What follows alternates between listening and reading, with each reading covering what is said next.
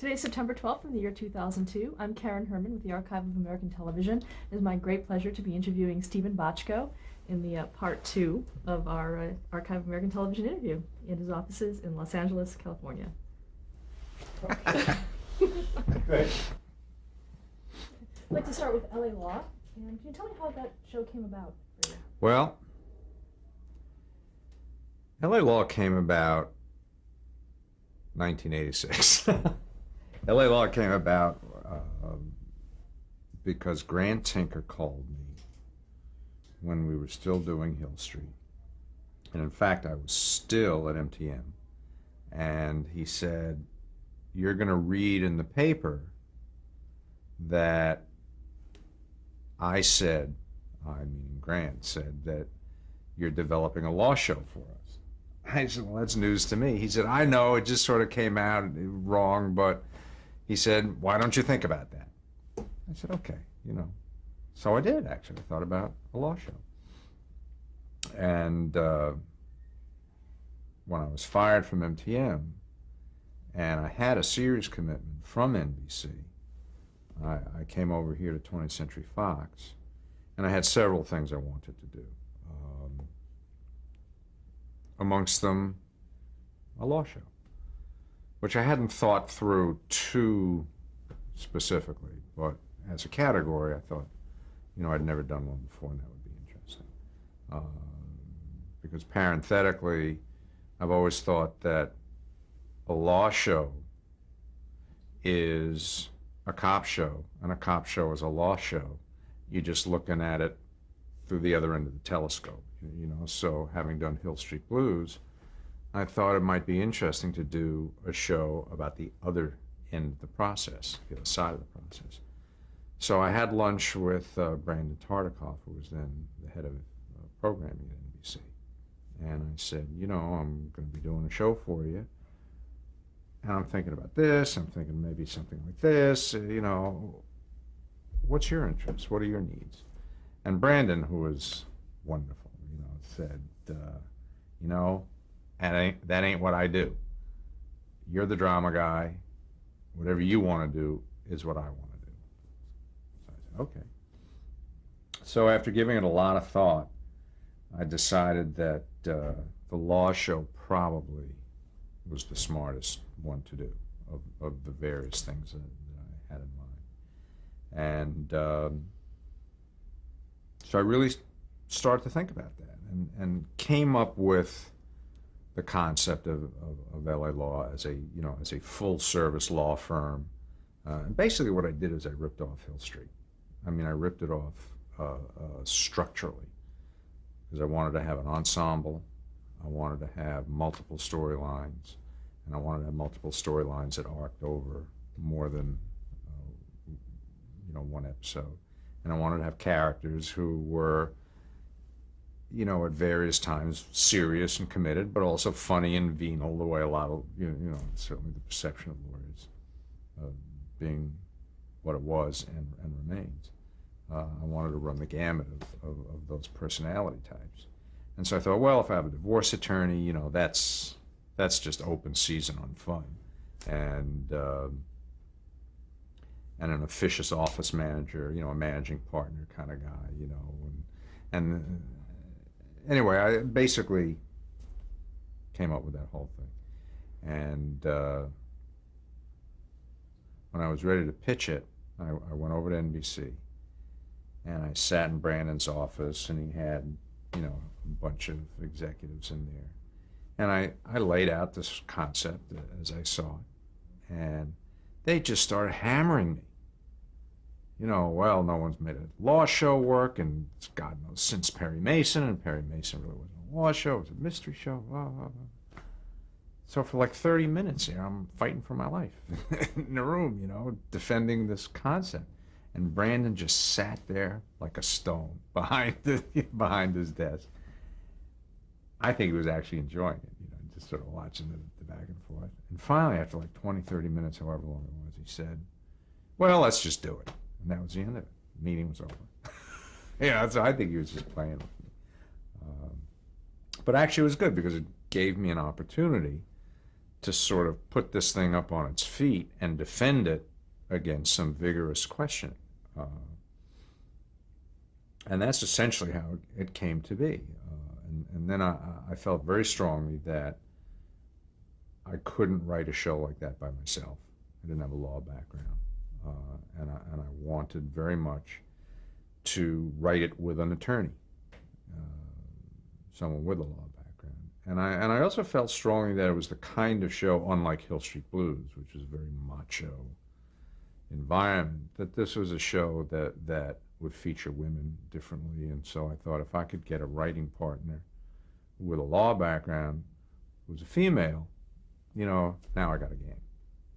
And Dana Callens, who became the president of my company a couple of years later, but at that time was working for 20th Century Fox, really went on a search for me and flushed out Terry Louise Fisher, and the rest, as they say, is history. Talk about working with Terry Louise Fisher. What was your relationship working with? Terry was great. You know, she was very bright. She had a law background. She'd put in a stint at the district attorney's office. She had a sense of humor, and so we really worked very well together. You know, we wired up the story. We got the characters up on their feet, and you know, she wrote half of it, I wrote half of it. You know, we swapped. I mean, it just really worked out really well. It was a good collaboration until it wasn't. She got a little crazy on me after a couple of years. Did she leave, or had? I actually fired her. And because she behaved very badly, and then she sued me and the studio, and that settled very quickly because it was a nonsense suit, and that went away, you know, like in 2 months or whatever it was. And I stayed on L.A. Law a year longer than I had originally anticipated staying on because of that situation. I had hoped that Terry would take the show over when I moved on to service my ABC deal in 1988. But because of the situation, I stayed on LA Law for an extra year and basically postponed the beginning of my ABC deal for a year. Let's talk about some of the characters on LA Law and how they were formed, and also the actors who played them, how they were cast. Okay. We'll start with Harry Hamlin. Harry was the hardest role in the thing to cast, and we really didn't come to Harry till the very end. We read so many actors. We just didn't kind of find what we were looking for, and I resisted Harry, not because he wasn't good for the role. He was. I resisted Harry only because he had at that time a pretty high profile, and you know, in putting together an ensemble, I thought that his profile relative to the other actors in the company might unbalance the equation a little bit. But it turned out great. He did a wonderful job. I knew I was going to have Jill and Michael in it from the very beginning. You know, we were old friends, and so I really created their roles with them in mind. I pretty much created the role of Brackman with Alan Rachins in mind, who's my brother-in-law. You know, so we kept that in the family. Jimmy Smits was the first actor we saw for that role, and he was the only actor. And he walked in the door, boom, he just hit the ball out of the park. We just said, that's the guy, you know, end of story. So that was a real delightful stroke. We didn't hire Susan Day actually until after the pilot. She didn't come on board until the second episode. We never got that sort of female lead character right until then. Susan Rattan was hired really just to play Arnie Becker's secretary, and then we loved her so much we made her a regular. And Corbin came to see us in New York. And my recollection is that he read for the Harry Hamlin role. And he wasn't right for that. And he was sick. He had the flu. Anyway, it just sort of didn't work out, which was a little disappointing because the guy was so good looking, you know. And then he sort of showed up again in Los Angeles a week and a half later. And we read him for Becker, and he just was so delightful and charming and funny that we thought, well, that's the way to go. What about Richard Dysart? Dick Dysart was sort of an old pal of mine. I'd known Dick for many, many years. And, you know, we met a few actors, but I always sort of had Dick in mind for this thing. You know, he's so avuncular, which is something I wanted in that role. And so I reached out to Dick, and you know, Dick is sort of an old hippie, yeah, a little bit, you know, and so he sort of went into his closet and tried to find a real, like a lawyer outfit, and he came in to meet us wearing a suit and a tie, which is not Dick Dysart, and he was perfect. He was just perfect. He was exactly what I wanted for that role. So most of that cast really came together pretty easily. Another member that was added later was Larry Drake. Right, right. That was one of the great additions to the show.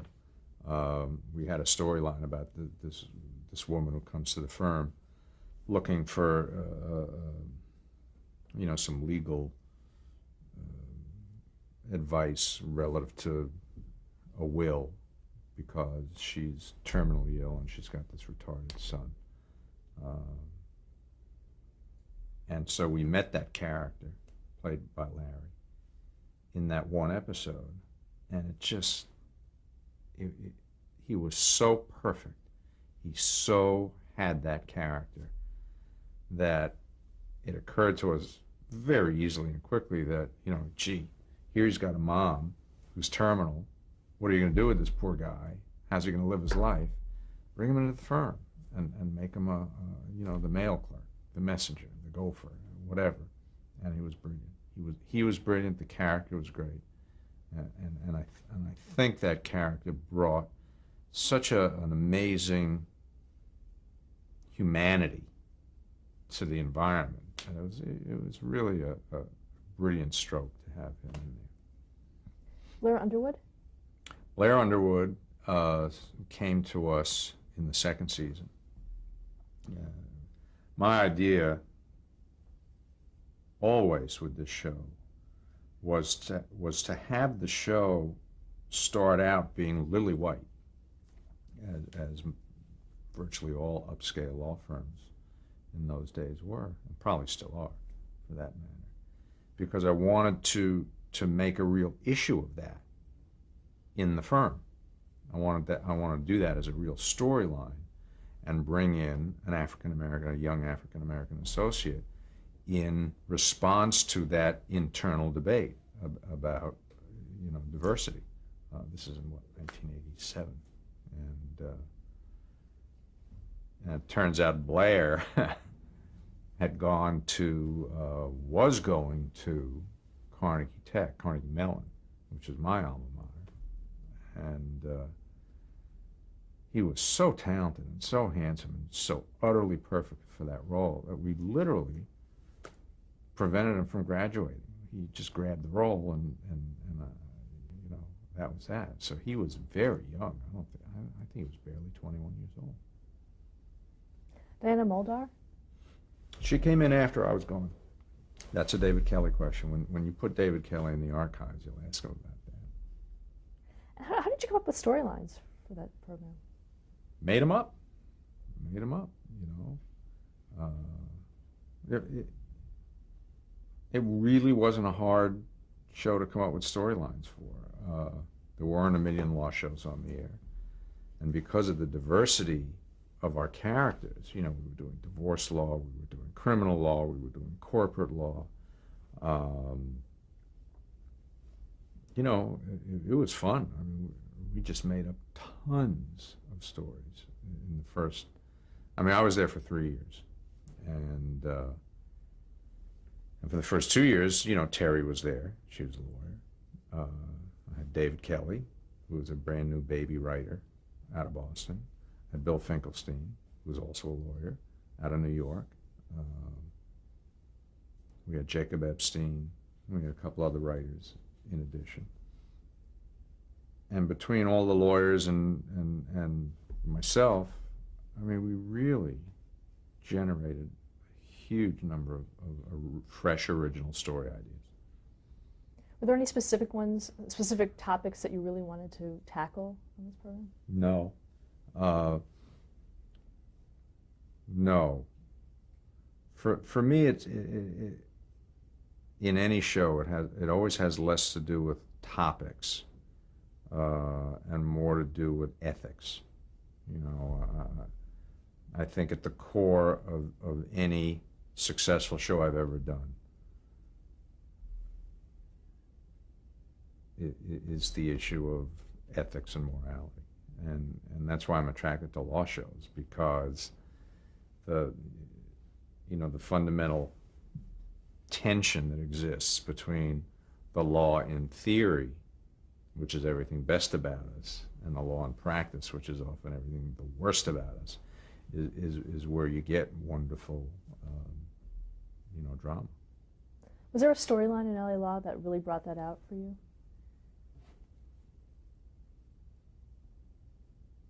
Probably every week. Yeah, I mean, I'm not good at remembering individual stories, because over 30 plus years of doing series television, there's probably, I don't know, 1,000 stories that have rattled around in my brain. 25 variations on the same story. You know what I mean? It's real hard to pull specific storylines out, particularly since it wasn't unique for us to be doing those kinds of stories. I always took the position with the writers that if the only thing we were writing about was guilty, innocent, right, wrong, we weren't doing our jobs. And the show wasn't about the client. The show ultimately always had to be about the attorney. And so in any given story really had to be about the attorney's dilemma. And that meant that you had to wire up your stories so that you put your attorney in a damned if he does, damned if he doesn't situation. And once you have that, then you have internal conflict and you have ethical dilemmas. If I do this, this happens, or what's the consequence? You know, and then for me, you have compelling storytelling. When you created LA Law, how in depth did you have the characters? How much did you know about the characters when you first started? A fair amount, but like any show, in success, you really begin to develop, all facets of a character's personality. You really get into their personal lives.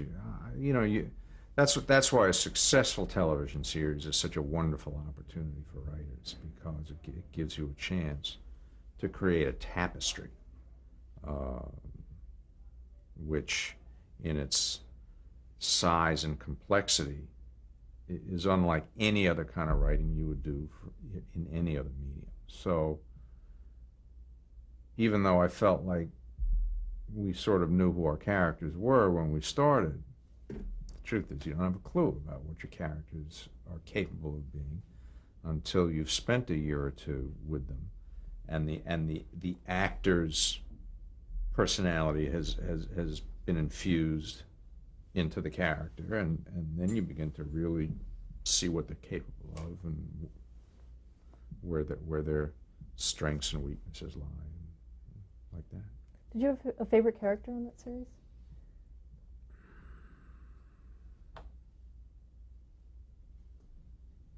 Well, I loved a lot of those characters. I think in a lot of ways, my favorite character was probably Markowitz. Michael Tucker's character, just because I loved Michael. You know, Michael and I had gone to college together, and we've been lifelong friends practically. And he was such a warm and funny character, and I really identified with him in a lot of ways. But I loved a lot of those characters. I loved Larry Drake's character, Benny. I loved Jill's character. I loved Corbin. I thought, what a great character that is. You know, this weaselly guy who's such a dick, you know, and yet underneath all of that manipulative crap is this enormously insecure guy who wants to do the right thing and is just always afraid that if he does, he'll be too vulnerable. And yeah, I mean, he was a very complicated, fun character. Were you involved at all in the 2002 LA Law Reunion show? In a very minimal way, very minimal way. I sort of consulted on it, and I helped Billy Finkelstein figure out the stories for it, and I read it. I read everything he did, but that was about it. Are you happy with it? Yes and no. The happiest thing about it was that it had such a warm feeling about it. It felt so good to revisit all those characters and hear their voices. I'm just not sure that the storytelling per se was as compelling as it could have been. In 1989, you created Doogie Howser. Mm-hmm. How did that come about for you? You know, that was just an idea that came to me. I was reading an article that actually had been written by a friend of mine for New York Magazine about prodigies, and my father had been a prodigy. He was a violinist, and so I'd always been interested in that phenomenon. And literally within, I was reading this article about these two children, siblings, one of which I think was a musical prodigy, and the other one was like a mathematical prodigy.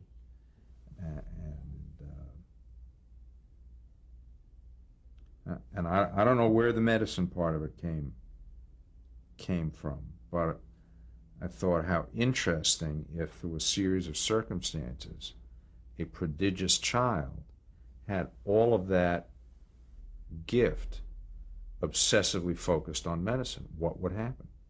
So logically, if you gave a kid a childhood disease that threatened his life and made him different from every other kid and rendered him bedridden for, you know, long periods of time, all of that, and if his father's a doctor to boot, you know, all of that massive intellectual capability would get focused towards medicine, and there you have it. I called a doctor friend of mine. He and his wife are very talented doctors, both, and in fact they became our technical advisors on duty. And I called him and I said, "Is this possible? You know, could you have a 16-year-old doctor?" And he said, "Gee, I don't know why not. You know, let me get back to you on that." Call me back a couple hours later. Just absolutely. There's no age restriction. There's nothing. I said, "Well, what about, you know, writing prescriptions?" I said, "A 16-year-old kid can't go down and buy a 6-pack of beer. You mean to tell me you could write a prescription for morphine?" He said, "Let me get back to you." Call me back 2 hours later. I said, "Absolutely." So I knew I was on solid ground. And then his wife, among her other chores, is on the medical school, the application committee at UCLA. So she would interview prospective medical school applicants. And, you know, she was interviewing 12 and 13-year-olds. And as a policy in those days, UCLA didn't want to take kids that young. But she was interviewing kids that young, and several of whom then went down to USC and got into medical school there. So I knew I was in a, however rarefied, I knew it was real and that had had a basis in fact.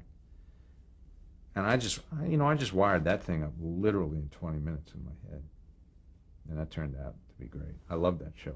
I thought that was a really underrated show from day one to day last. How was Neil Patrick Harris cast in that show? That was easy. You know, I mean, there just weren't a lot of wonderful kid actors out there, and Neil was exactly that age, and what was even better is that he looked 2-3 years younger than that age. I mean, we cast him, he had just turned 16, and he looked like he was about 12, which is perfect for what I was trying to do. And he was such a gifted young man. You know, he'd been in several films that we got to look at, and he was just perfect. Did you have pretty much a freedom in scripts and casting at that point in your career? Oh, yeah. Oh, sure. And what kind of, did you envision this as a dramedy? Mm-hmm. Yes, I did. In fact, if there was any conflict at all that I had with ABC initially, it was that I think they thought this thing was going to be much more of a flat-out comedy. And in fact, it wasn't. It was a little dramatic piece that had comedic overtones to it. So I think there was a real lurch for them in that, and you know, I think they were a little more nervous about it subsequently than they had been at first, when they thought it was going to be a much more broad kind of comedic treatment. How did the pilot episode test with audiences? I have no idea. I can't remember. I can't remember if I even paid any attention to it. All I do remember is that ABC was very skeptical of its success. And, you know, it came out of the box really strong. I think it surprised everybody. Did you have a co-writer on that series? David Kelly. David Kelly and I created that together. I mean, we wrote it. We wrote the first episode together. How true were you to the medical stories portrayed? Totally. Totally. I've always been a big believer in having expertise on staff, you know, and accessible to the writers at all times, so that you don't shoot from the hip with that kind of stuff. I mean, it's very important to be real. Let's stop here to change the tape.